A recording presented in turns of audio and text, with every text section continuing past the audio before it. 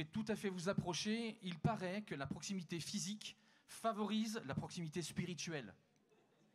Donc si ce matin vous avez envie de vivre la bonne communion fraternelle, ah ben, faisons cet exercice de nous rapprocher. Merci, Jean-Seb, il s'est levé.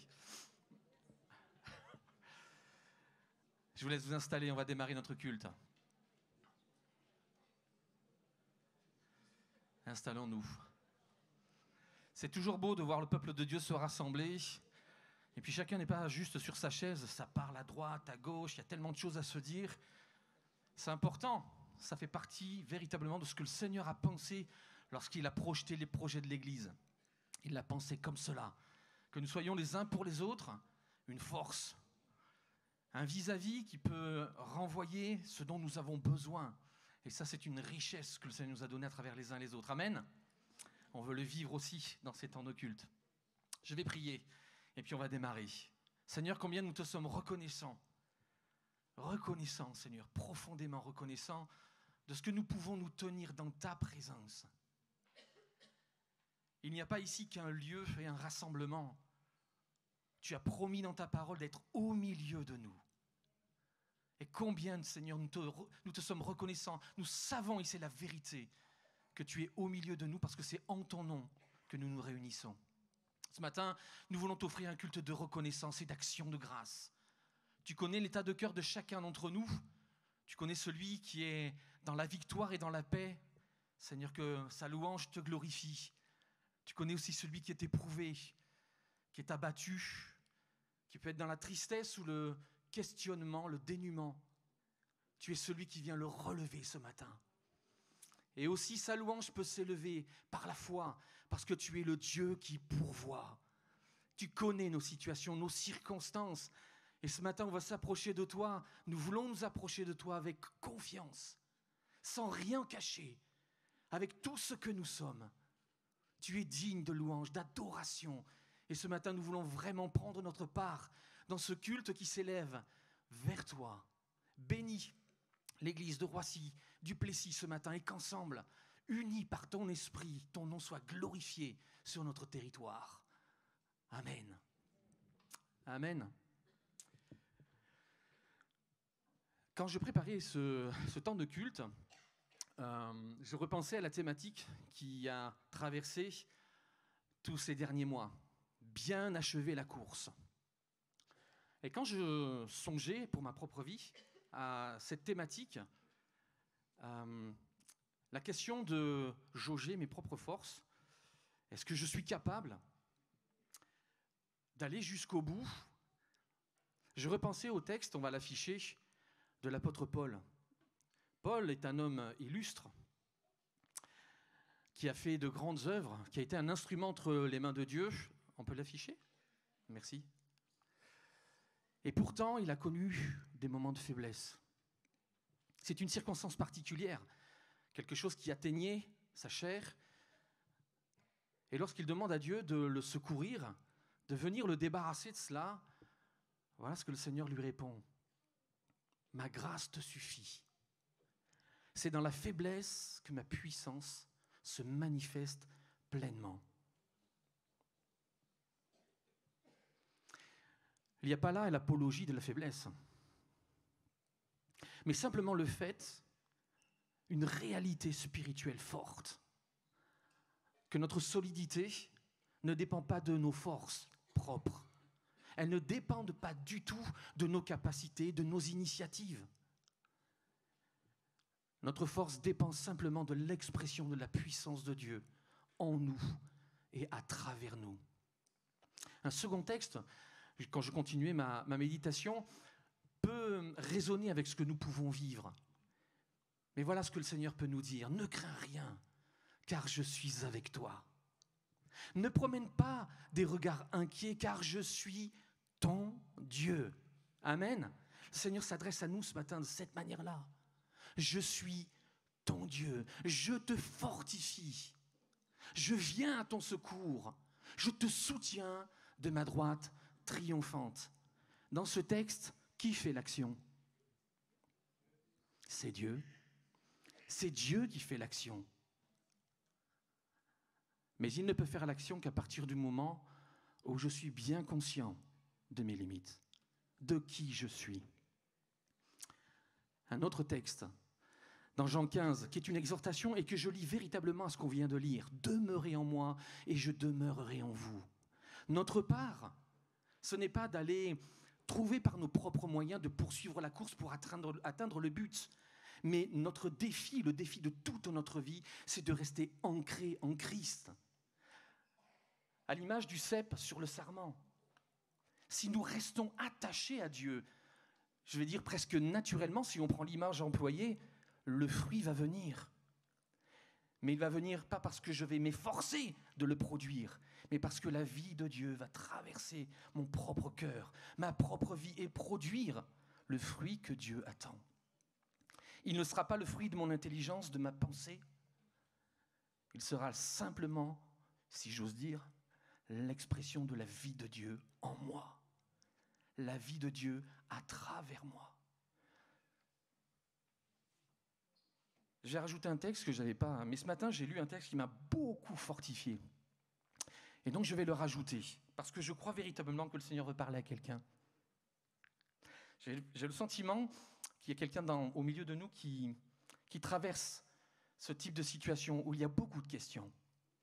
Boire de la crainte de ne pas pouvoir aller jusqu'au bout. Mais le Seigneur veut lui dire ce matin, n'oublie pas que je suis ton Dieu. Je suis ton Dieu. Et ce texte nous dit, c'est dans Ésaïe 40, on le connaît, mais combien il est fort. Ne le sais-tu donc pas? Et n'as-tu pas appris que l'Éternel est Dieu de toute éternité? C'est lui qui a créé les confins de la terre. Il ne se lasse pas, il ne s'épuise pas. Et son intelligence ne peut être sondée. Il donne de la force à qui est las. Et il augmente la vigueur de celui qui est épuisé. Les jeunes gens se lassent et ils s'épuisent, et même de robustes gaillards tombent. Mais ceux qui comptent sur l'Éternel renouvellent leur force. Mais ceux qui comptent sur l'Éternel renouvellent leur force. Notre force, elle est là. Elle n'est pas en nous-mêmes. Elle est simplement dans le fait de compter sur Dieu, de se confier en lui. Et là, écoutez, cette image est extraordinaire. Ils prennent leur vol comme de jeunes aigles. Sans se lasser, ils courent. Ils marchent en avant vers l'issue de notre course. Et ils ne s'épuisent pas. Il y a dans ce que Dieu... je vais demander à l'équipe de venir. Dans ce que Dieu construit en nous, quelque chose d'inébranlable. Et c'est là-dessus que le Seigneur nous appelle à construire notre vie. Et ce matin, nous voudrions que dans ce temps de louange, nous puissions véritablement exprimer qui est notre Dieu. Le rappeler non seulement à nos âmes, mais peut-être aussi aux autorités spirituelles. Il est le grand je suis. Amen. Il est le Dieu qui guérit. Amen. Il est celui qui règne pour l'éternité. Amen. Et nos vies lui appartiennent. Amen. On va se lever ensemble et célébrer notre Dieu.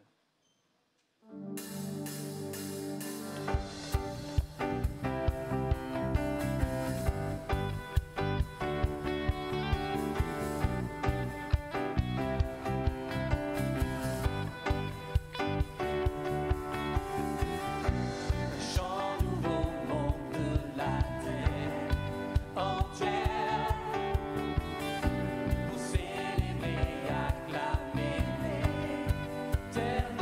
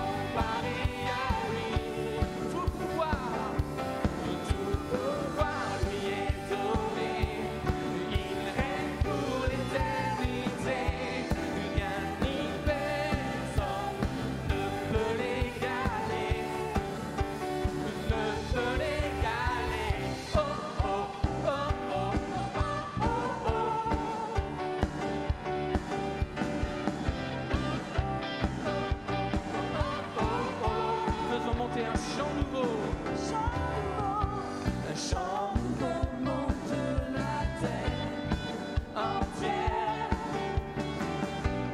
Célébrer, acclamer l'Éternel.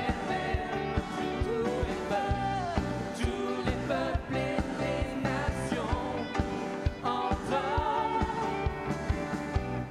un hymne à la gloire du Fils de l'homme. L'Éternel est bon, il fait de grandes choses. L'Éternel, il fait de grandes choses, il fait de grandes choses. L'Éternel est bon. Oui, nous le chantons, oui, nous le chantons. Son nom est le grand je suis, celui qui console et guérit. Nul ne peut se comparer à lui. Tout pouvoir lui est donné. Il règne pour l'éternité. Rien ni personne ne peut l'égaler. Son nom est le grand je suis, celui qui console et guérit. Nul ne peut se comparer à lui. Tout pouvoir lui est donné. Il règne pour l'éternité. Rien ni personne ne peut l'égaler. Non, ne peut l'égaler. Oh oh oh oh oh oh oh oh. Oh oh oh oh oh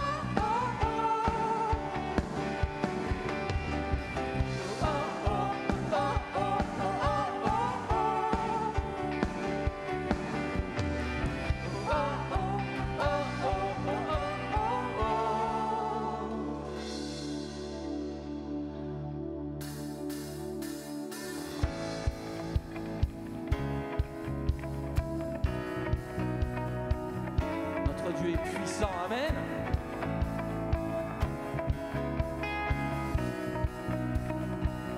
Dieu, tu es ma force. Dieu, tu es ma force et mon chant. Chaque jour, je me confie en toi. Tout-puissant, mon sauveur règne aux cieux. Amen.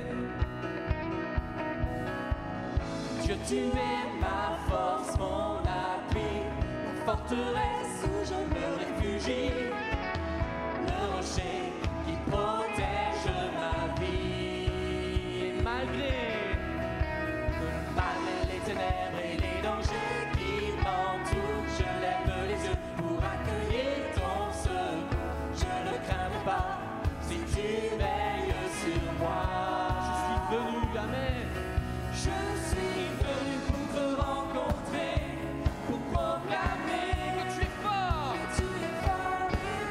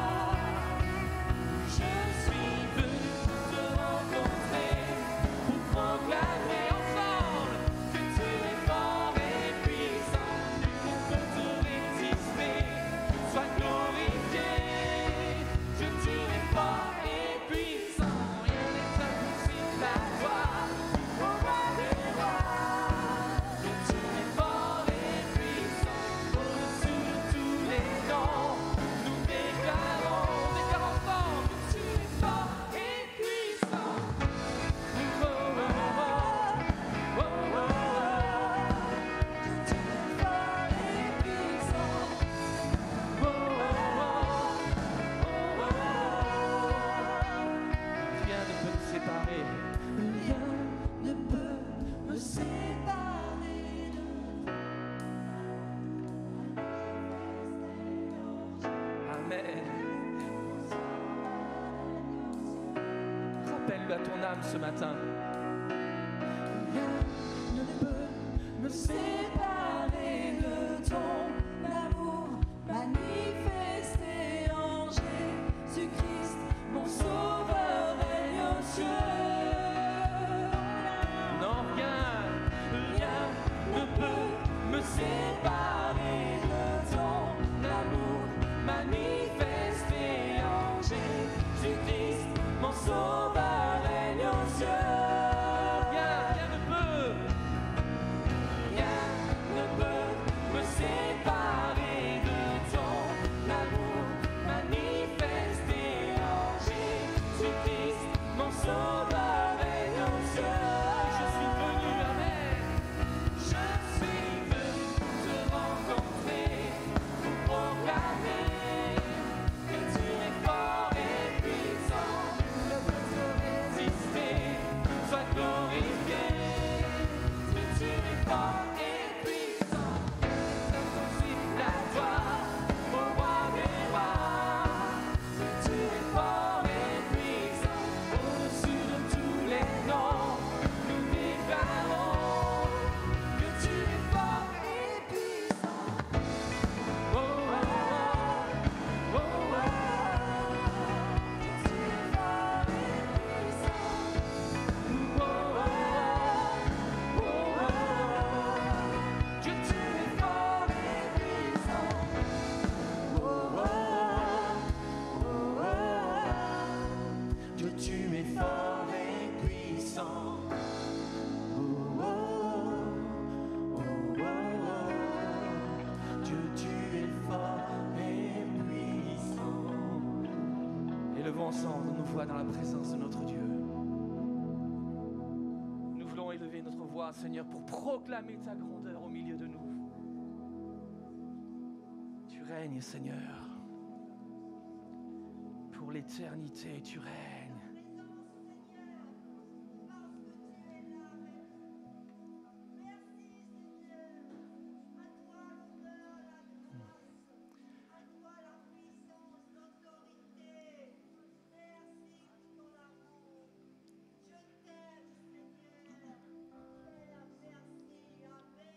Amen.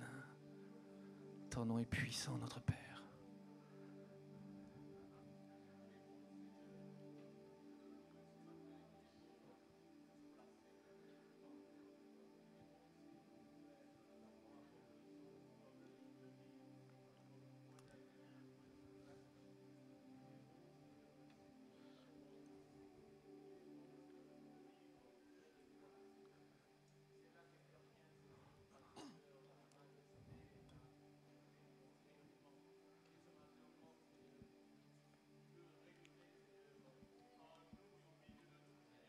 Amen.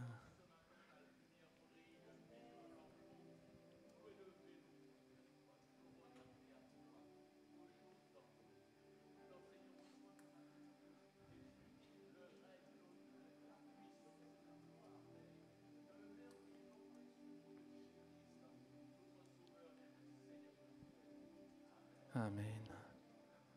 On va laisser aller les enfants. Restez dans cette attitude d'adoration et de louange. Il est bon de temps en temps de prendre un temps de contemplation. C'est ce que je vous invite à faire à travers ce chant. Quand je sonde l'univers, les choses que tu as créées, les océans, les mers, tout me révèle ta majesté. Notre Dieu créateur est au milieu de nous ce matin.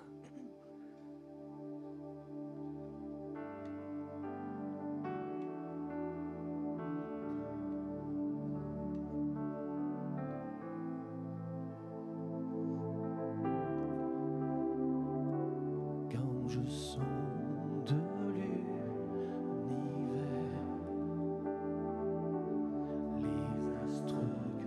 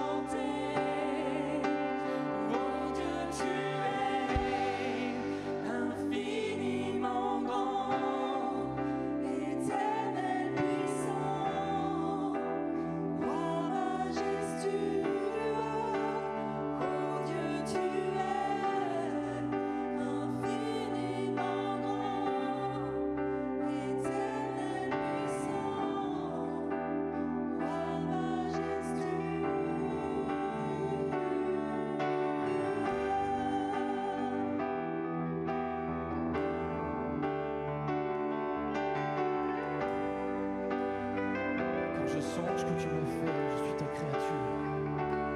Quand je songe que tu m'as fait,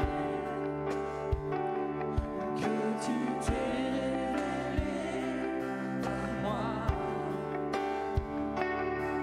que pour moi tu as tout créé, tu me révèles ta bonté. Alors mon âme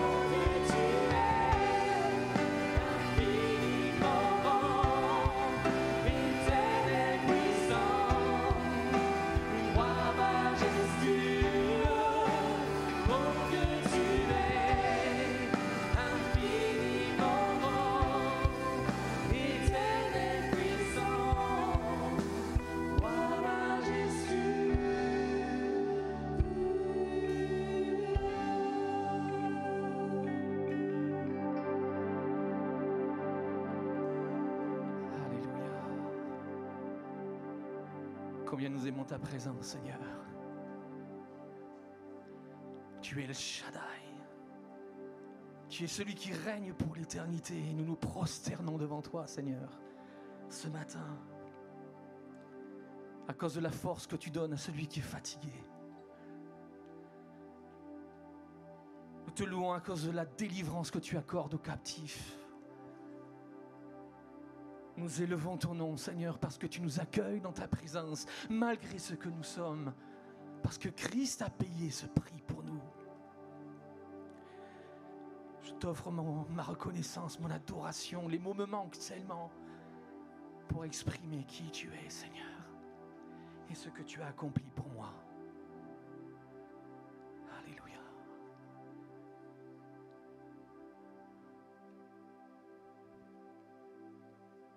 Restons quelques instants dans sa présence comme cela.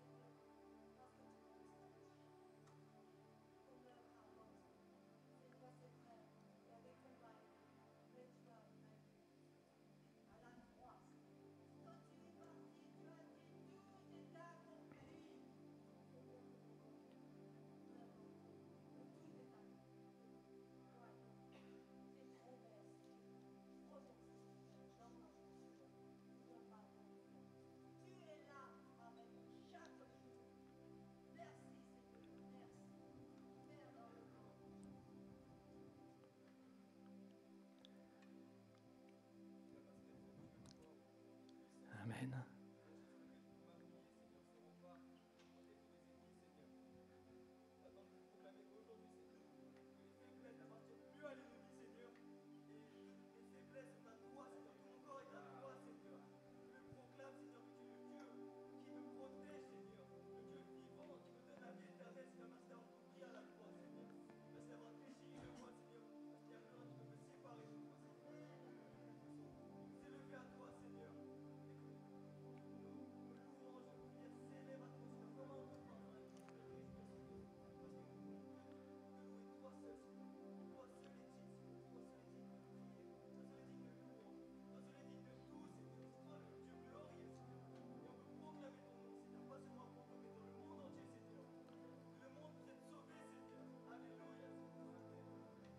Amen. Pendant le prochain chant, je vous invite à vous approcher. Pour ceux qui ont été baptisés d'eau, nous allons partager ensemble le repas du Seigneur. Pendant le chant que nous prenons, je vous invite à venir auprès de la table, vous servir.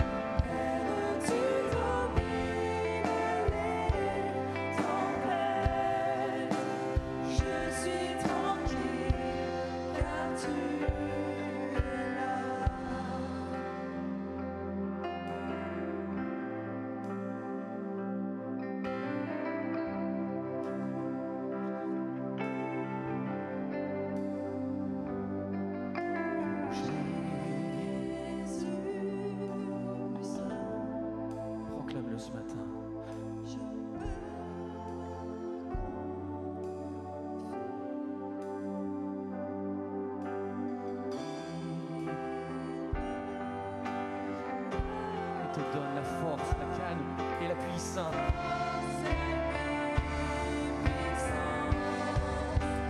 Même si les océans se déchaînent, je les traverserai avec toi. Père, tu domines les tempêtes. Je suis tranquille car tu es là.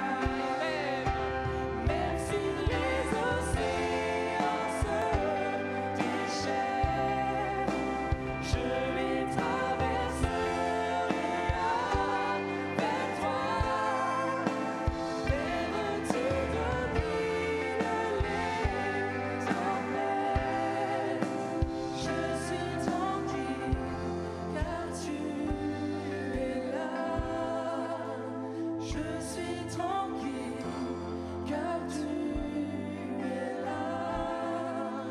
Je suis tranquille car tu es là.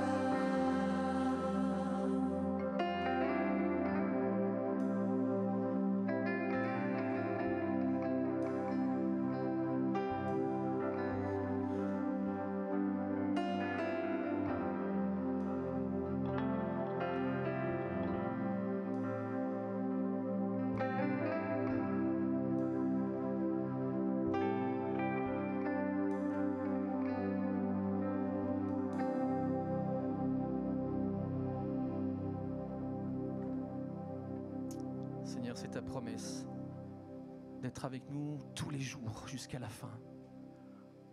Te bénissons, Seigneur, pour cette parole certaine, digne de confiance, parce que c'est toi qui l'as prononcée. Nous voulons nous approcher de la table, Seigneur, ce matin avec un cœur droit. On ne veut rien cacher.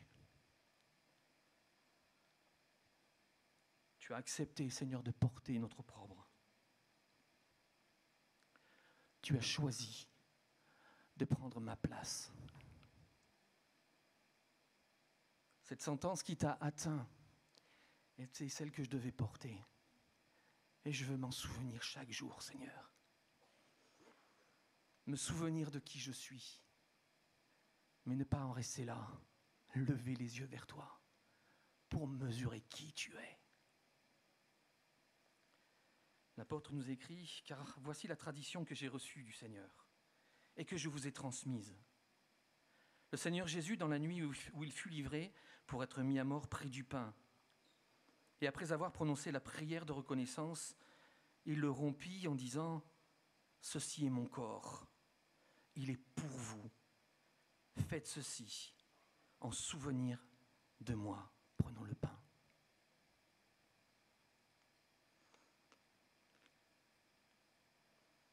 Merci Seigneur.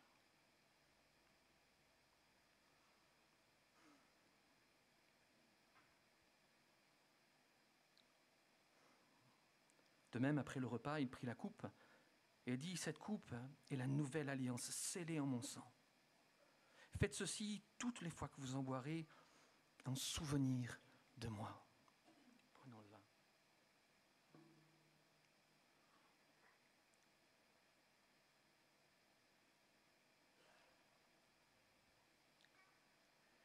Chaque fois que, Seigneur, nous prenons ce repas ensemble, nous annonçons ce que tu as fait jusqu'au jour de ton retour.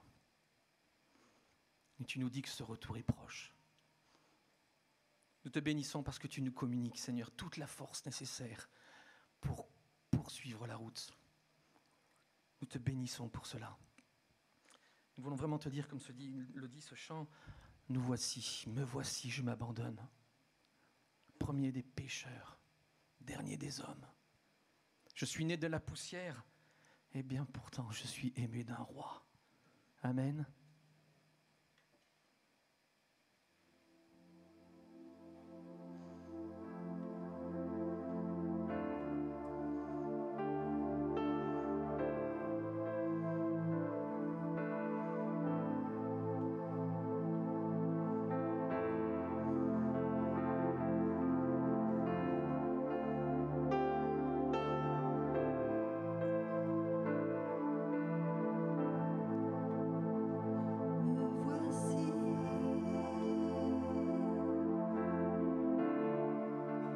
Je m'abandonne,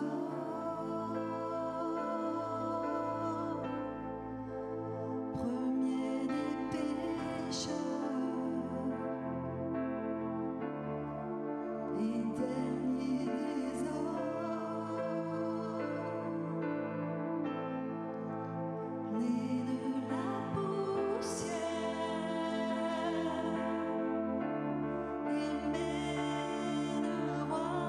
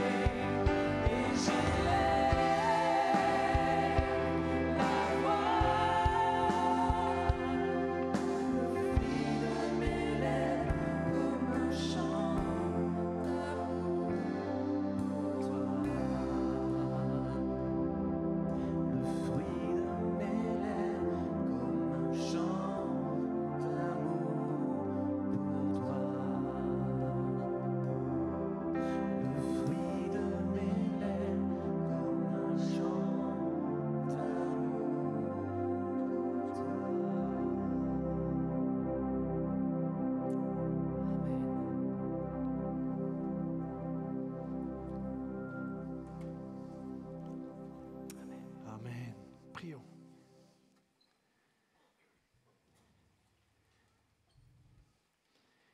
Éternel, nous lisons dans ta parole qu'à plusieurs reprises, lorsque tu apparaissais à des hommes, ils étaient soudain saisis d'une crainte et persuadés qu'ils allaient mourir, car ils ne pouvaient être dans ta présence et demeurer inchangés. Seigneur, ce matin, nous avons pu venir te rencontrer sans cette crainte, Seigneur, cette peur de mourir, parce que tu es mort à notre place et parce que tu vis en nous et nous as permis de nous tenir dans ta présence avec amour, avec une joie, avec une paix, avec une reconnaissance, Seigneur. Et nous te bénissons pour cet immense cadeau, Jésus, de nous avoir réconciliés avec ton Père et de nous avoir rendu cet accès possible. Et nous voulons te prier, Seigneur, que puisque nous jouissons de ces promesses que tant d'hommes et de femmes auraient souhaité connaître avant nous, Seigneur, te demandons la grâce de ne pas venir dans ta présence sans en être transformés profondément. Seigneur, si nous sommes venus avec des cœurs orgueilleux, que nous puissions partir avec des cœurs humbles. Si nous sommes venus avec des cœurs lourds, que nous puissions repartir avec des cœurs légers. Si nous sommes revenus, Seigneur, avec des cœurs pollués par le péché, par toutes sortes de sentiments ou d'émotions, que nous puissions repartir avec des cœurs lavés, purifiés. Seigneur, notre Dieu, tu n'as pas changé. C'est le chemin d'accès que tu as changé toi et que tu as rendu possible. Mais nous te prions, Seigneur, que nous puissions être transformés. Seigneur Jésus-Christ, je t'en prie que ma bouche puisse être à ton service, Seigneur, pour ne dire que ce que tu agrées, Seigneur, et ce qui est conforme à ta parole, Seigneur, je t'en supplie. Garde-moi, Seigneur. Et que tes paroles de vie, Seigneur, qui produisent la vie, oui, nous puissions les écouter et nous puissions les traduire en actes, Seigneur, pour notre plus grande joie. Je te le demande en ton nom, Seigneur Jésus-Christ. Amen. Bonjour à tous. J-33. Vous avez peut-être déjà vu que la signalétique commence à changer dans certains endroits, dans les métros, sur l'autoroute A4. Là, on voit maintenant les panneaux avec une future voie réservée. Attention de ne pas vous faire prendre dessus dans quelques semaines, parce qu'il paraît que l'amende sera salée. Donc J-33. Et je ne sais pas si vous savez, mais dans 33 jours, 10 500 athlètes, avec une parité exacte, donc je vous laisse faire le calcul, hommes et femmes, vont se retrouver, il paraît environ 206 pays, je n'en reconnais pas, qui ont un comité olympique, pour s'affronter dans toutes sortes de compétitions, pour seulement 329 podiums. Il n'y aura que 329 médailles d'or remises. Alors certaines sont des sports collectifs, donc il y en aura plusieurs, mais en tout cas, il n'y aura que 329 podiums. Et du coup, je me suis mis à réfléchir, quelle peut bien être la motivation d'un athlète qui sait qu'il va participer aux Jeux Olympiques. Certains, ça fait 4 ans qu'ils se préparent, qu'ils s'entraînent, qu'ils vivent avec cet objectif en ligne de mire, participer aux Jeux Olympiques. Et en ce moment, il y a des compétitions qui donnent le Graal de pouvoir participer. Donc j'ai essayé de m'imaginer, quelle va être leur motivation ? Peut-être certains, c'est juste le fait de participer, ce qui est déjà pas mal, d'être dans les 10 500. Il n'y a pas longtemps, dans le magazine de Ponto, j'ai vu que certaines personnes de la ville de Ponto, qui ont habité là, ont participé à des Jeux Olympiques des années précédentes. Et c'est quelque chose qu'on a envie de dire, tel événement, Barcelone ceci, ou Séoul 88 et tout, j'y étais, et on met ça sur son CV. Donc il peut y avoir la joie de participer, de représenter son pays, de courir sous son drapeau, de faire honneur au pays que l'on représente. Peut-être la célébrité. On sait qu'il y a certains sportifs, ils sont devenus connus suite aux Jeux Olympiques, suite peut-être à un exploit, un record battu, une médaille d'or, et ils ont acquis une certaine célébrité. Peut-être c'est les finances. J'ai appris que, je ne sais pas si vous savez, mais pour les Français, s'ils remportent une médaille d'or, moi je croyais que c'était la seule et unique récompense, la médaille d'or, ce qui est déjà énorme. Mais non, ils ont une prime de 80 000 € pour une médaille d'or. Donc vous voyez, on aurait peut-être dû s'entraîner, parce qu'on est passé à côté de quelque chose. C'est un peu moins pour la médaille d'argent, un peu moins. Mais en tout cas, voilà, il y a certainement toutes sortes de ces motivations qui jouent pour les uns les autres. Et vous le savez, nous sommes, nous, motivés par une autre course. Et nous voulons, nous aussi, bien la terminer. Alors peut-être certains, parce que j'ai eu écho de cela, se sont dit oh, « tous les dimanches, c'est un peu la même chose ». J'espère que ce n'est pas votre sentiment, parce qu'à mes yeux, ce n'était pas la même chose tous les dimanches. C'était le même grand thème. Mais je vous rappelle que si nous avons voulu avoir cette série bien terminer la course, ce n'est pas à cause des Jeux Olympiques au mois de fin juillet. C'est parce que l'expérience du ministère pastoral m'a montré que tout le monde ne termine pas bien la course. Et donc on s'est dit, puisqu'il y a en effet ces JO, c'est peut-être l'occasion de toucher et d'aborder ce sujet-là, que si on s'est tous lancés à un moment donné dans la vie chrétienne, bien la terminer est encore plus important. Et peut-être sur l'ensemble des thèmes que je vous affiche là, il y en a peut-être un qui résonne plus particulièrement en ce moment. Et donc, je veux vraiment vous encourager à réfléchir. Ok, moi, de quoi est-ce que j'ai le plus besoin ? Vous pouvez tous les réécouter encore sur YouTube si vous en avez oublié ou si vous en avez loupé quelques-uns. Mais je vous invite à réfléchir sincèrement parmi tous ces différents éléments qui pourraient m'aider à bien terminer la course. Quel est celui qui me fait défaut ? Quel est celui où j'ai peut-être besoin de travailler ? Est-ce que c'est l'endurance ? Est-ce que c'est le fait de courir à plusieurs ? Est-ce que c'est le fait de s'entraîner à la piété ou d'apprendre de ceux qui m'ont précédé ? Est-ce que c'est le fait de garder les yeux fixés sur Jésus quand ma vie est chamboulée, etc. Je vous laisse réfléchir. Mais nous n'avons pas prêché la même chose tous les dimanches, les amis, si vous avez bien écouté. Terminer bien la course n'est pas une option. C'est une question de vie ou de mort.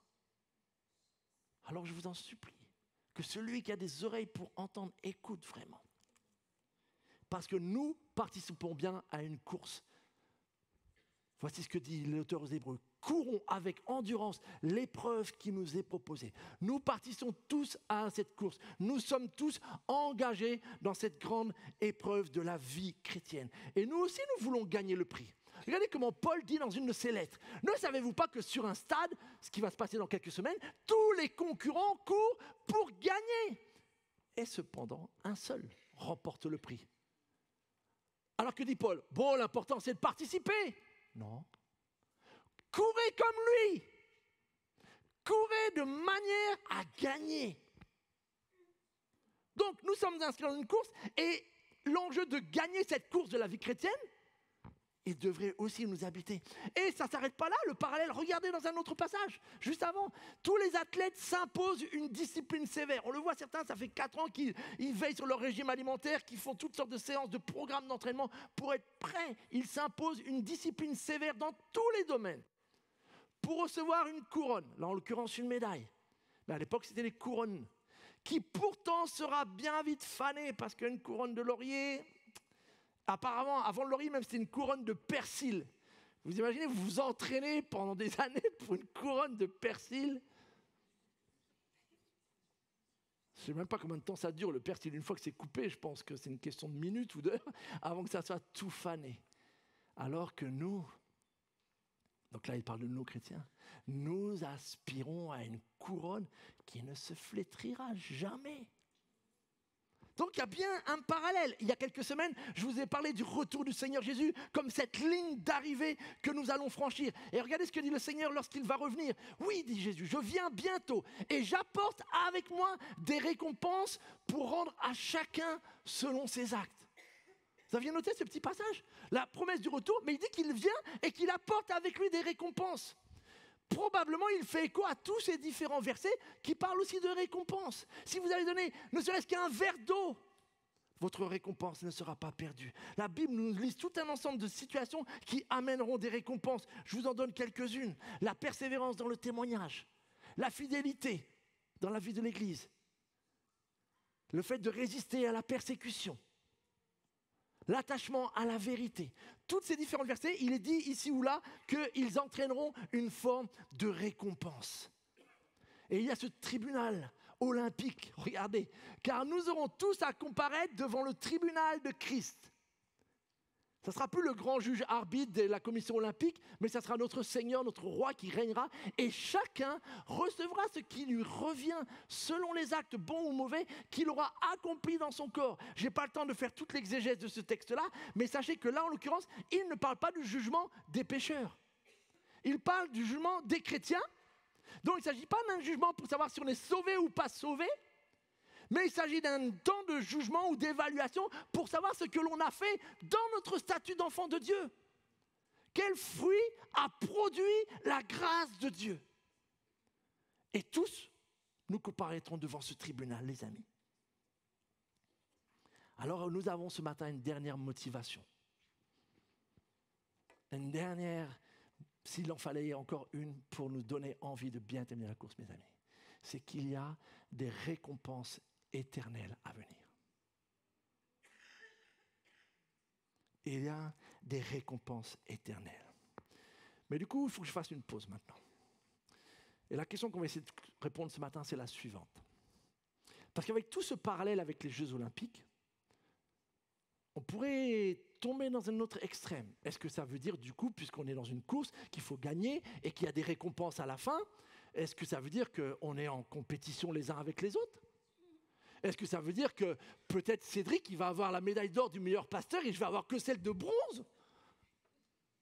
J'extrapole et je caricature. Mais vous voyez ce que ça, c'est qu'un des petits dangers, c'est qu'avec ce parallèle-là, à un moment donné, il faut voir jusqu'où la Bible va dans ce parallèle-là. Quelle devrait du coup être notre motivation vraiment en tant que chrétien et comment s'assurer que cette motivation, elle est pure, elle est saine? Parce que vous le savez probablement comment, c'est que la motivation, c'est quelque chose de complexe. Des personnes peuvent poursuivre un même objectif, mais avec des motivations totalement différentes. Et nous, en tant que chrétiens, nous voulons nous assurer que ce qui nous motive, c'est bel et bien la grâce, l'amour de Dieu, et que c'est bel et bien une motivation saine, biblique. Que c'est un feu, en effet, qui nous habite, mais que ce n'est pas une rivalité ou une querelle. Et donc, je voudrais voir avec vous 3 couples, 3 mauvaises motivations, si vous voulez, et avec aussitôt la correction, quelle devrait être au contraire la bonne motivation. Et voici la première. Je l'ai formulée ainsi. La première mauvaise motivation, c'est celui qui se dit intérieurement « Je sers, donc je mérite, donc Dieu me doit. » Je sers, je suis actif, je fais plein de choses, donc je mérite, donc Dieu me doit. Je vais vous l'illustrer avec une blague qu'un ami un jour m'a racontée. C'est celle d'un ancien qui arrive au ciel. Lorsqu'il arrive au ciel, l'apôtre Pierre l'accueille et puis il l'invite au banquet, le fait asseoir et là lui apporte son repas banquet. Et là, à la grande surprise de cet ancien, le repas qu'on lui amène, c'est un simple jambon beurre. Un petit peu de purée, style repas de cantine pour les collégiens. Là, l'ancien, il s'est dit, tout ça d'engagement de l'église pour un jambon purée? Et alors, il lève les yeux et en face de lui, il y a un diacre de son église.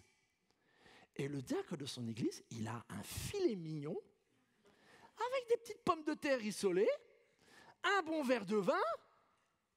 Et là, l'ancien dit, non, attends, mais lui, il est devenu ancien, il a fait même pas 50 diacres. Moi, j'ai été 40 ans ancien dans la même église. Il y a un truc qui ne va pas. Donc, il regarde un peu à côté, et là, il voit un simple membre de son église qui avait une vie dissolue, qui venait juste de se faire baptiser, qui est décédé peu de temps après. Et alors, lui, dans son assiette, il a magret de canard, il a de confit, etc. et tout, et ça abonde. Il y a même des toasts au foie gras en entrée, etc. Et puis, en plus, il lui amène un tiramisu de primi en dessert, vous imaginez, etc. et tout. Donc, je veux dire, les gars, il se dit, mais là, c'est pas possible, il n'en peut plus, il se lève de table, il se met en colère. Pierre, viens! Pierre approche, il y a un souci avec le repas, etc. Mais bien sûr qu'il y a un souci avec le repas.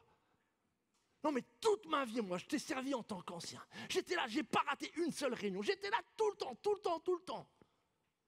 Et voilà ce que j'ai. Et là, l'apôtre Pierre dit, ah d'accord, ok. Est-ce que tu vois ton pasteur à table? Non, ok. Ben, dépêche-toi de manger parce qu'il faut que tu le rejoignes à la vaisselle. Cette petite blague n'en est pas moins une expression humoristique d'une mauvaise motivation très subtile. Et pour être honnête, qui existe bel et bien, et justement surtout dans le monde religieux. Dans toutes les religions, il y a cette forme de motivation. Je fais, donc je mérite, donc Dieu me doit. L'exemple le plus connu de ce type de raisonnement, c'est un homme qui avait tout pour lui, c'est l'apôtre Paul. Vous le savez peut-être, en tout cas, avant qu'il ne devienne chrétien, l'apôtre Paul avait un CV religieux le top du top, impeccable. Un homme à marier pour toutes les jeunes filles juives de l'époque. Il était tout bon. Ses origines familiales, ses origines de tribu, son zèle pour la foi, etc. Il va jusqu'à dire, face aux exigences de la loi, j'étais sans reproche. Et il ment même pas quand il dit ça. C'était un homme qui avait, grâce à son éducation, reçu tout ce qu'il lui fallait pour avoir une vie propre, spirituellement parlant. Il avait tout pour lui. Comme un jeune qui pourrait grandir dans une famille chrétienne et qui, depuis son enfance, connaît les patriarches dans l'ordre, etc., etc., et qui, du coup, a toujours été protégé. Tous les étés, il va dans des colos chrétiennes et il a toujours eu la Bible autour de lui. Et donc, il grandit dans un univers bon et sain. Sauf qu'à un moment donné, il y a une bascule. C'est qu'à un moment donné, on ne réalise plus que ce qui nous a été donné, nous a été donné. Et on bascule dans un autre aspect, et c'est la première mauvaise motivation, celle qu'on appelle le légalisme.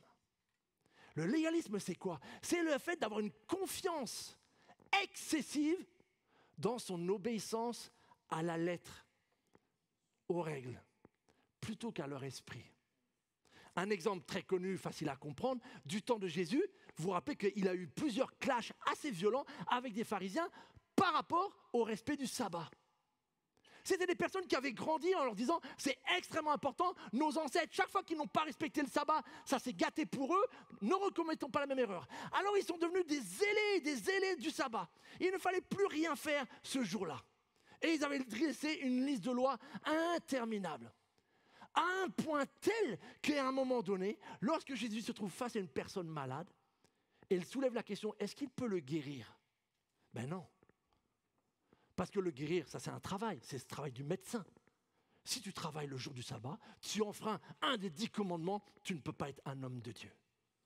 Et voilà comment tout d'un coup, une confiance excessive dans leur capacité à obéir à la loi les aveugle sur le fait qu'ils sont en train de transcrire la loi. La transgresser, pardon. L'obéissance aux choses spirituelles sans la relation avec Dieu, mes amis. Ça s'appelle le légalisme. Et ça peut nous gagner. Dans des degrés peut-être moins caricaturaux que ceux que je viens de décrire, mais ça peut nous gagner. Et voici comment vous allez le repérer. C'est que souvent, la motivation religieuse comme légalisme, ou ce désir justement de « Dieu me doit parce que je fais tout ça », eh ben, elle nous isole. Elle nous centre sur nous en premier. Ça devient mon obéissance, ma discipline, ma capacité à faire cela. Elle nous éloigne des autres parce qu'en fait, on passe notre temps à nous comparer à eux ou à les juger. Pourquoi il n'est pas plus engagé, lui? Pourquoi il ne vient pas aux réunions? Etc., etc. Jamais eu ce genre de questions en vous? C'est le début du légalisme, où on passe son temps à se comparer. Troisième chose, c'est que ça nous éloigne de Dieu, en fait. C'était le cas des pharisiens, c'était le cas de l'apôtre Paul, au point qu'il ne le réalise même plus. Ça nous éloigne de Dieu parce que Dieu ne devient qu'un juge arbitre. Et quand tout va bien, c'est un peu la prière de l'hypocrite pharisien. Merci Seigneur que je ne suis pas comme ce frère-là qui fait n'importe quoi de sa vie. Merci parce que moi je suis un bon mari, fidèle, etc. Et Jésus dit, mais sa récompense, il l'a déjà reçue, lui. Mais si ça ne va pas, ça donne ce genre de prière. Seigneur, pourquoi tu ne réponds pas à ma prière alors que je viens même aux réunions de prière? Quand on est dans le piège du mérite, tout d'un coup, les silences de Dieu nous deviennent inexplicables. Pourquoi? Parce que Dieu me doit. J'ai quand même fait ça, et il faut que je le lui rappelle. Et vous voyez comment ça peut tout d'un coup fausser toute notre relation. Et pour Paul, il a fallu une révolution radicale de la grâce de Dieu sur ce chemin où Dieu, d'une manière assez violente, lui fasse prendre conscience qu'en fait, le zèle qu'il pense avoir pour la cause de Dieu est en fait une lutte contre Dieu.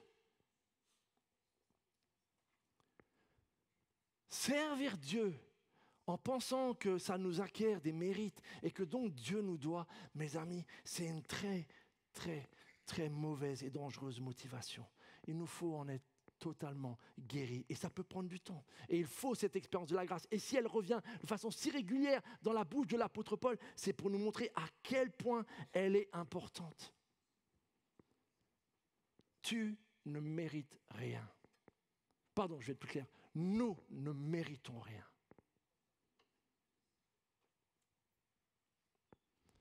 Nous ne méritons rien pour ne pouvoir nous vanter de rien et pour ainsi rendre toute la gloire à Dieu. À partir du moment où vous imaginez bien que si le mérite entre en ligne de compte, vous imaginez les raisonnements derrière. À partir de quand je mérite une réponse à la prière? À partir de quand je mérite d'avoir mon bac? Il faut faire quoi pour mériter un conjoint? Il faut faire quoi pour mériter ceci? Il faut faire quoi pour mériter une promotion au travail? Dès qu'on va fonctionner comme ça, tout notre rapport dans notre relation avec Dieu, dans la prière, va devenir totalement souillé par ce type de raisonnement. Il nous faut en fait remplacer ce raisonnement par la seule et unique bonne motivation qui peut lutter, tout par la grâce. Par la grâce de Dieu seul. C'est pourquoi Paul, en tant que religieux qui a lutté avec ça dans sa conversion, nous insiste tellement. C'est par la grâce de Dieu seul. C'est une raison, j'avoue personnellement, pour laquelle j'aime tellement les cultes de baptême, parce qu'à chaque culte de baptême, vous en avez certainement assisté, vous entendez les témoignages comme moi. Et ce n'est pas un témoignage qui étale les mérites de tout ce que les personnes ont pu faire pour avoir le droit de se faire baptiser. C'est un témoignage qui manifeste, qui raconte l'histoire de la grâce de Dieu dans la vie de tous ses différents frères et sœurs. Et ça nous fait du bien pour nous qui sommes chrétiens depuis longtemps, parce que ça nous rappelle que c'est par la grâce. Et c'est pas par la grâce, et puis après, on commence à mériter les choses. Ça reste et ça sera toujours par la grâce de Dieu. Quand je réalise vraiment que Dieu m'a aimé avant que je ne l'aime, quand je réalise qu'il m'aime avec tout ce qu'il sait de moi, le meilleur de Manu et le pire de Manu, quand je sais qu'il m'aime avec mes échecs encore, quand je sais qu'il me pardonne, qu'il me lave, qu'il me restaure, quand je sais qu'il demeure fidèle quand moi je ne le suis pas, quand je sais que je suis en paix avec lui, alors là, il y a une véritable énergie saine et sainte qui m'anime et qui me permet en effet de servir, mais absolument délivré de l'idée de mériter quoi que ce soit derrière. Mes amis, c'est extrêmement important, si vous sentez que ça peut être une forme de motivation qui peut vous gagner, de vous attacher et de cultiver cette grâce de Dieu, par la grâce de Dieu seul. Il y a une deuxième motivation. Elle est l'exact opposé de celle que je viens de dresser. C'est celle qu'on pourrait dire, j'ai peur, j'ai honte, je me sens coupable, donc je sers. Elle est l'exact opposé. Pourquoi? Parce que cette fois-ci, ce n'est plus une motivation de quelqu'un qui pense mériter, être à la hauteur des exigences de Dieu, mais c'est plutôt des personnes qui, à cause justement de leur passé, continuent à nourrir ou à alimenter en eux quelque part une forme d'indignité, une forme de peur, une forme de honte, une forme de culpabilité. Comme si Dieu n'avait pas vraiment tout réglé. Et donc le fait de se sentir pas digne, de se sentir peut-être d'avoir peur de décevoir Dieu après ce qu'il a fait pour moi, de peut-être d'avoir honte, de ne pas faire assez, ou de se sentir coupable, de pas... Eh bien tout d'un coup, on essaye d'étouffer cette motivation en se mettant à servir dans toutes les manières possibles. En étant toujours volontaire, peu importe que ça corresponde à nos dons. On essaie d'étouffer en faisant. Et si jamais, à un moment donné, on n'est pas volontaire, on se sent mal et on se sent coupable aussitôt. Et vous voyez que tout d'un coup, cette idée de servir, en fait, elle devient faussée et trahie. Parce qu'on ne le fait plus par amour. On le fait par peur. On le fait par honte. On le fait par sentiment de culpabilité. Et si cette attitude est exact opposée de celle du légalisme, ça ne veut pas dire que du coup, comme le légalisme est mauvais, celle-ci est bonne, parce qu'en fait, les deux extrêmes sont dangereuses. Servir Dieu parce qu'on a peur de lui ou qu'on se sent coupable n'est pas une bonne motivation. Regardez ce que dit Jean dans sa lettre. Dans l'amour, il n'y a pas de place pour la crainte.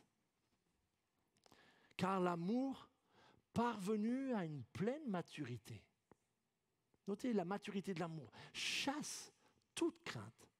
Pourquoi? Parce qu'en effet, la crainte, ça suppose la perspective d'un châtiment. Or, l'amour de celui qui vit dans la crainte n'est pas encore parvenu à sa pleine maturité.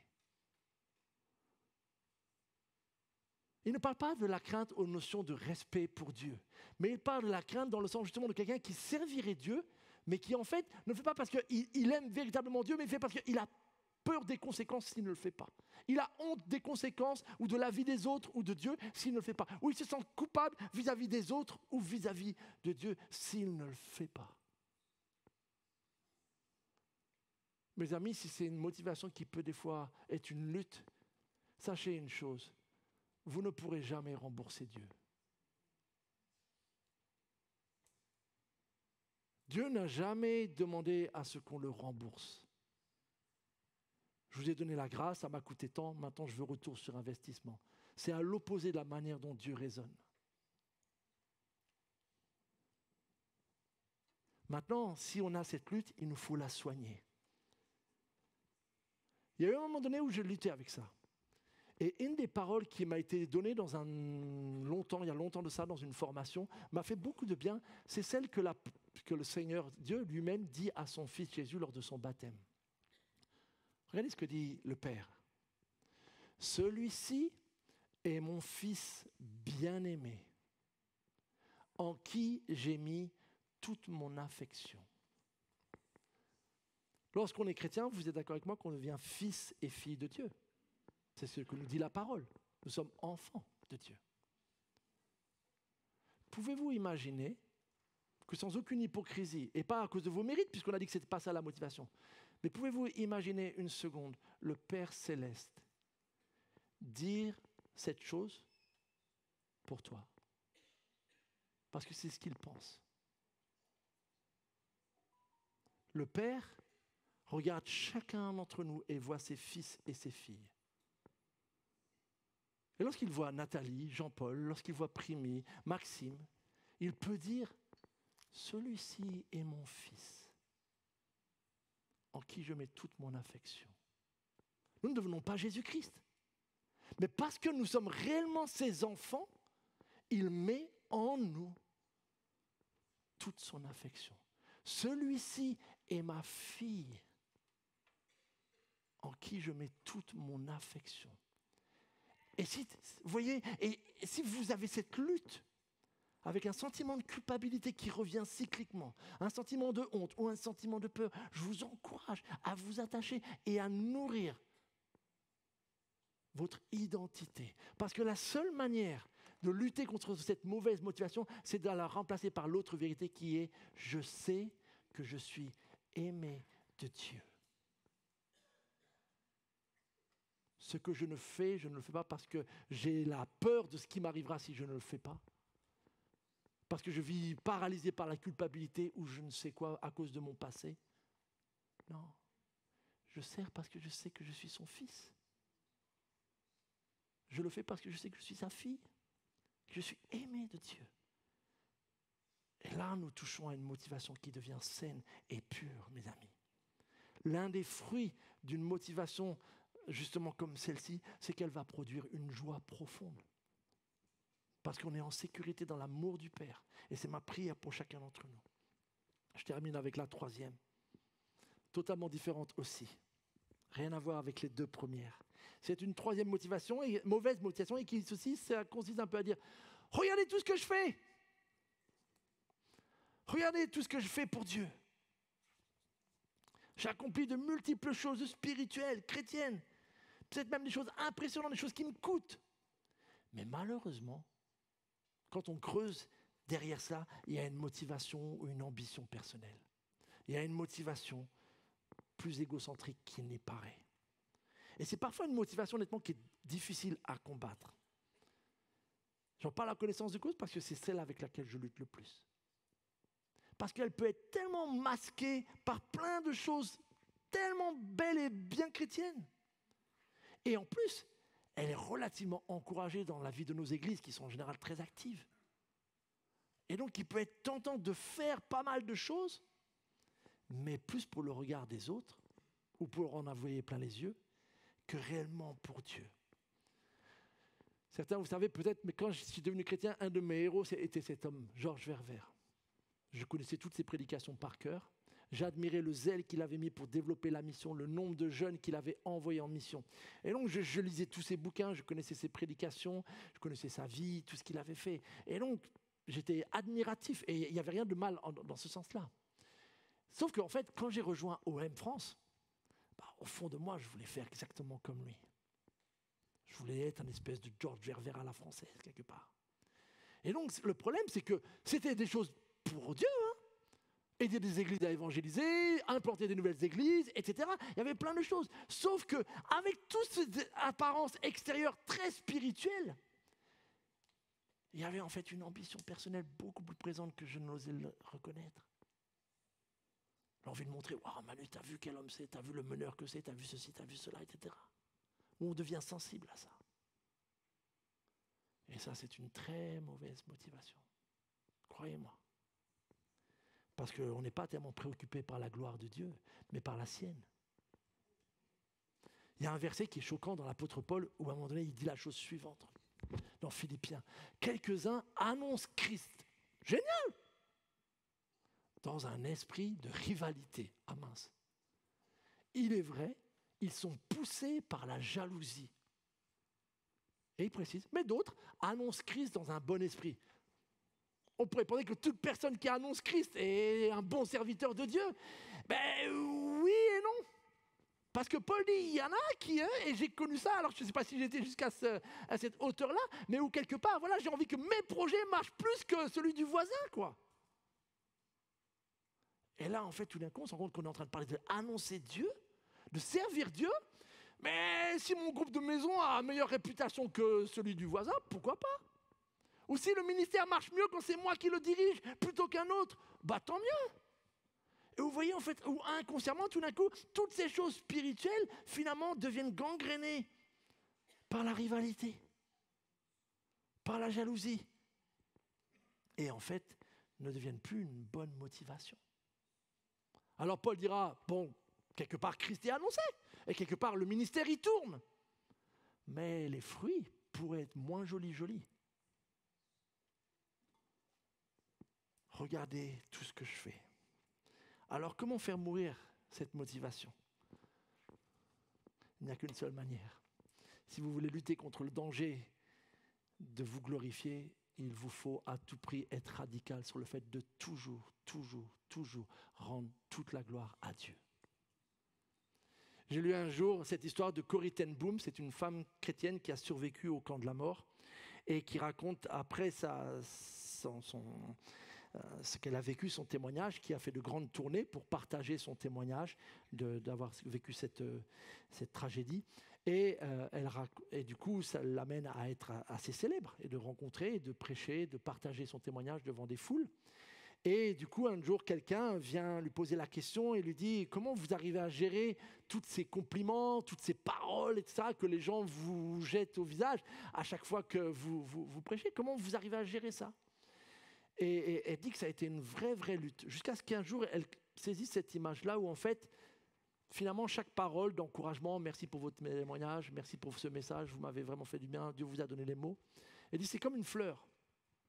Donc, quelque part, lorsque je prêche, c'est comme si, en effet, pendant un moment donné, je reçois des fleurs. Mais j'ai compris qu'il n'y a qu'une chose que je dois faire. Avant de me coucher, je dois les rendre toutes à Dieu.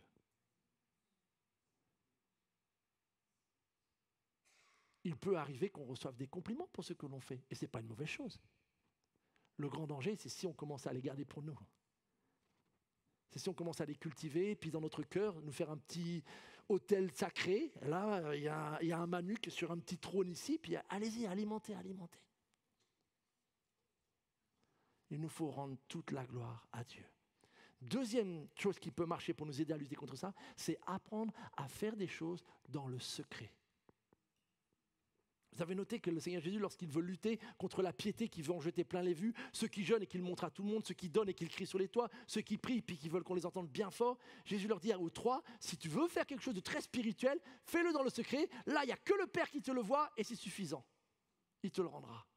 Donc si c'est quelque part des fois un peu une lutte, apprenez à faire des choses sans le dire à personne. Et là, vous verrez si vous le faites vraiment pour Dieu. Parce que vous allez voir que ça titille des fois. Je peux quand même peut-être le laisser sous-entendre. Je peux peut-être mettre un petit post sur Facebook pour dire c'était chouette la réunion de prière. Comme ça, les amis savent que j'y étais. Ou je ne sais pas quoi. Je vous dis des choses, ça ne vous arrive jamais, je sais. Faire des choses dans le secret. Juste pour le Père. Et qu'il n'y a que lui seul qui le sait. C'est un bon antidote pour lutter contre sa propre gloire. La troisième qui peut nous aider, parce que c'est vraiment un poison cette motivation-là, c'est de demander l'avis à un ami très proche et très sincère, de dire « Est-ce que tu as l'impression que je me la raconte en ce moment ? Ou est-ce que tu peux m'aider si tu sens que par mes propres paroles, je suis en train de me passer trop de pommade ou en train de tirer la couverture à moi ? Est-ce que tu peux m'avertir ? Est-ce que tu peux me reprendre ? Est-ce que tu peux me le dire ? Là, si vous avez un bon ami comme ça, eh bien, je suis heureux pour vous, mais c'est important. Donc, 3 mauvaises motivations, mes amis. Mes mérites? Non, sa grâce. Mes peurs, mes craintes, mes hontes? Non, son amour. Ma gloire? Certainement pas. Sa gloire. Sa gloire seule.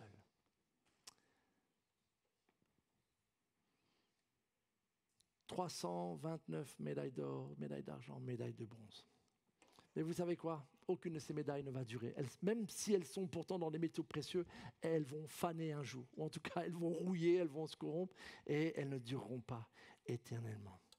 Donc nous ne œuvrons pas pour de telles récompenses temporaires, mais pour des récompenses éternelles. Et il y a un passage que j'ai redécouvert en préparant ce message, et je vous le dis, regardez ce qui se passe. On est dans Apocalypse, tribunal de Christ. Et là, chaque fois qu'ils présentent, là il s'agit des représentants du peuple, qu'ils présentent leur adoration, leur hommage et leur reconnaissance à celui qui siège éternellement sur le trône, notre Dieu.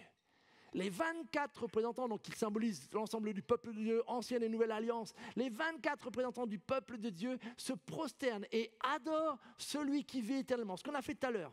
Mais regardez ce qu'ils font. Ils déposent leur couronne devant le trône en disant « Tu es digne, notre Seigneur, qu'on te donne gloire, honneur et puissance. » Pour tout ce que nous avons pu faire, nous aurons des formes de couronne. Alléluia. Donnons-nous à fond. Il n'y a pas de honte à vouloir avoir des couronnes de vie, des couronnes de justice. Alléluia. Et lorsque nous les aurons, ne les gardons pas trop longtemps sur notre tête. Et puissions-nous, au contraire, venir devant le trône de notre Seigneur et jeter nos couronnes, jeter nos médailles. Seigneur, c'est par ta grâce que je l'ai remporté celle-là. C'est ta grâce qui a permis de faire cela. C'est ta grâce, Seigneur. Et nous aurons des choses à jeter au pied du trône, mes amis. Alors c'est ma prière que nous puissions nous donner à fond. C'est pas normal qu'un homme soit prêt à se priver de nourriture, de je ne sais quoi, etc. pour avoir une médaille temporaire et que nous qui avons l'éternité, nous fassions si peu d'efforts.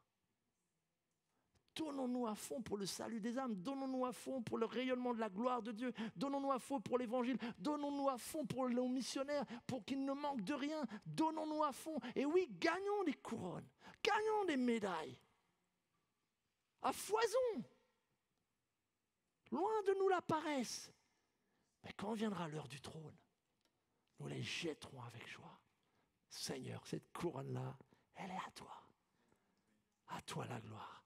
Tu es digne, notre Seigneur, qu'on te donne gloire. On va chanter ça, je pense. Amen. On va prier. Notre Dieu, notre Père, nous voulons bien terminer la course par ta grâce. Te demandons de nous protéger de l'ennemi qui se plaît à mettre des bâtons dans les roues chaque fois que nous voulons avancer avec toi. Te demandons de nous protéger contre tout ce qui peut nous empêcher, Seigneur, de bien courir. Tous ces fardeaux au péché que l'on peut porter, Seigneur. La paresse, Seigneur, de ne pas vouloir nous entraîner spirituellement. Le manque de pardon ou je ne sais quoi d'autre, Seigneur. Nous te demandons dans ta grâce de nous garder. Et nous te prions de nous aider à avoir les yeux fixés sur ce trône, ce tribunal éternel, Seigneur, devant lequel un jour, en effet, nous devrons passer, Seigneur. Et nous te prions, Seigneur, qu'en ce jour de salut, nous soyons dans la joie. Parce que nous pourrons t'apporter, en effet, cette fois-ci, notre reconnaissance en te voyant face à face, Seigneur. Aujourd'hui, c'est qu'un avant-goût, Seigneur. Et nous te prions, Seigneur, que nous puissions, Seigneur, déposer devant toi toute couronne, tout médaille, tout fruit que tu auras produit par nos vies, Seigneur, qui ne sera que le fait de ta grâce, Seigneur. Délivre-nous de tout orgueil, Seigneur. Délivre-nous de tout mérite, Seigneur.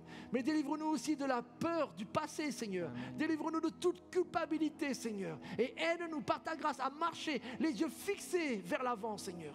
Et nous te prions par-dessus tout, Seigneur, que nous puissions être zélés à te rendre dès maintenant et pour l'éternité toute la gloire pour tout ce que tu fais dans nos vies, dans ton Église, Seigneur. Non pas à nous, Seigneur, mais à toi la gloire, Seigneur. Aide-nous, Seigneur, à nous donner entièrement à ta cause, Seigneur, pour que ton nom soit élevé et glorifié, car tu en es digne, Seigneur. Amen. À toi la gloire. Amen. Amen. Amen. Merci. On va se lever ensemble et proclamer cette vision céleste. Je vois le roi de gloire qui revient sur les nuées. Et cette strophe qui dit « Prends mon cœur, rends-le pur ». C'est un point important, un temps de consécration pour que ce que nous avons entendu ce matin devienne une réalité. Amen.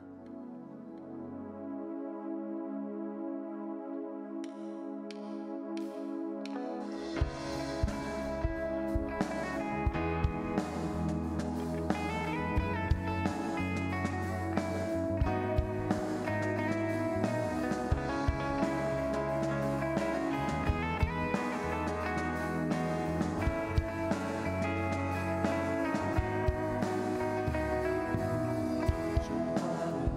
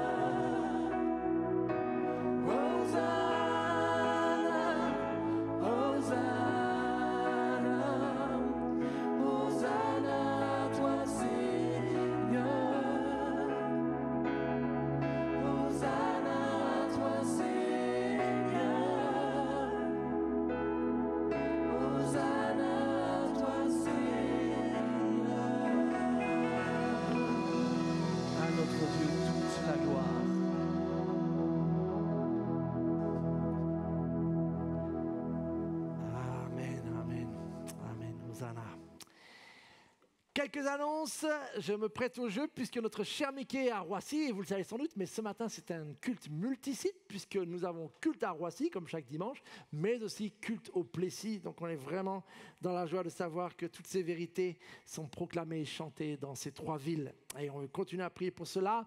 Et du coup, cela nous amène aussi à notre dimanche prochain où nous aurons une grande fête en l'honneur de l'Éternel. Vous savez qu'on aime terminer toute cette année scolaire à chaque fois par une grande fête qu'on appelle le culte de reconnaissance qui en fait touche toute la journée. Le dimanche matin, on aura en effet un grand culte de reconnaissance avec des moments de témoignage, de flashback sur tout ce que le Seigneur nous a permis de vivre et avec cette idée vraiment de rendre toute la gloire à notre Dieu. Durant ce culte de reconnaissance aussi, si vous ne savez pas, on a une petite tradition aussi où on veut faire une temps de offrande spéciale aussi. Vous savez que maintenant, avec les moyens technologiques, le système des offrandes a un peu évolué. Il y a les virements automatiques, il y a les prélèvements, etc. Il y a toujours les troncs, bien sûr. Mais du coup, une fois par an, en tout cas lors de ce culte de reconnaissance, on fait une offrande spéciale. C'est pour ça que sur vos chaises, vous avez des petites enveloppes bleues. Elles sont à votre disposition. Il y a 0 obligation. Mais si vous avez envie justement d'offrir quelque chose supplémentaire, spécifique, pour X raisons de reconnaissance propre à vous, vous pouvez utiliser ces petites enveloppes. Et puis du coup, la semaine prochaine, dans le culte, dans le biais de la louange, on aura un moment où cette fois-ci, on viendra vers les tables, non pas pour prendre le repas du Seigneur, mais pour apporter cette offrande de la reconnaissance dans la joie, vraiment, et la gratitude envers notre Dieu. Donc tout ça, c'est dimanche prochain, et ça ne s'arrêtera pas là, puisque après le temps de culte de reconnaissance, nous aurons notre fameux grand pique-nique, là aussi de reconnaissance. Dieu voulant sous le soleil, il arrive, et on espère surtout qu'il ne reparte pas, dimanche prochain, donc dans la grande prairie de la plaine des Bordes. Si vous ne connaissez pas, rassurez-vous, il y aura des plans pour vous indiquer. Donc là, on aura un grand temps de pique-nique, suivi, il me semble, de Ponto Olympiade. Donc là, il y aura peut-être des médailles au chocolat à gagner, mais en tout cas, pas de médaille d'or. Mais voilà, en tout cas, on aura un temps surtout, plus que tout, de communion fraternelle et de joie tous ensemble. Donc vraiment, voilà, soyez présents et puis qu'on puisse se réjouir tous ensemble. Et on commencera l'été de la plus belle des manières, puisque le 7 juillet, nous aurons à nouveau 6 frères et sœurs qui se tourneront, qui s'engageront avec le baptême, et on pourra se réjouir d'entendre à nouveau des histoires de la grâce de Dieu dans leur vie. Donc voilà, un beau programme qui démarrera un peu nos cultes et notre rythme de l'été. Par rapport à l'été aussi, vous le savez peut-être, certains avaient peut-être commandé les livres, puisque les 50 premiers exemplaires là, des 2 livres qu'on vous propose pour l'été sont partis. Céline a reçu les commandes. Donc si vous l'aviez commandé lors des cultes précédents, allez la voir, probablement elle a votre commande, et puis il y a quelques autres commandes aussi pour les uns les autres. Donc voilà, surtout allez voir Céline et l'équipe librairie pour récupérer vos livres. Et puis, dernière annonce pour ce matin, voilà, ça c'est les fameux livres commandés. Donc, si vous n'avez pas encore, mais que vous aimez en commander, vous pouvez aussi sans doute aller voir Céline. Et enfin, juste après le culte, dès maintenant, au niveau de notre planisphère monde, il y a OM, la mission dont j'ai parlé tout à l'heure avec son fondateur, donc Paul et toute son équipe, qui tiennent un stand. Donc surtout, voilà, allez les voir, ils ont plein d'informations sur quelle est cette mission et puis qu'est-ce qu'elle propose. Et ce n'est pas que pour les jeunes, ils ont des événements tous les majestés, mais il y en a pour tous les âges, pour tous les goûts, pour toutes les destinations aussi, puisque c'est une mission internationale. Donc voilà, allez les voir, profitez de leur présence, encouragez-les et puis peut-être trouver quelque chose qui pourrait aussi correspondre à un appel pour vous. Frères et sœurs, soyez bénis, bon dimanche à chacun, chacune. Bonne finale de groupe de maison aussi cette semaine avec les repas. Et puis on se retrouve dimanche pour une grande fête de la reconnaissance.